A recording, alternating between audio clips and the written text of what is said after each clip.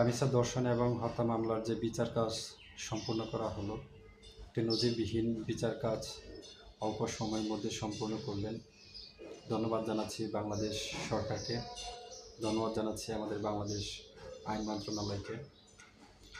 এই রায়ের মাধ্যমে বাংলাদেশের সর্বস্তরের জনগণ সন্তোষ প্রকাশ করেছে এবং আমরা চাচ্ছি অল্প সময়ের মধ্যে যেন এই রায় কার্যকর হয়। গতকাল একটা নিউজ দেখলাম, আমাদের দেশে কিছু সাংবাদিক আছে, তারা একটা নিউজ করেছে সুহেল রানার মা বাবাকে নিয়ে। সুহেল রানার মা বাবাকে বলছেন যে এই রায়ে তাদের অনুভূতি কী এবং তারা কোনো আপিল করবে কি না এবং কীভাবে আপিল করা যায় সেই পরামর্শগুলো দিচ্ছিলেন। আমি এই সমস্ত সাংবাদিকদের বলবো, এরা সাংবাদিক না, এরা ভুয়া সাংবাদিক না, এরা হচ্ছে বোদা সাংবাদিক।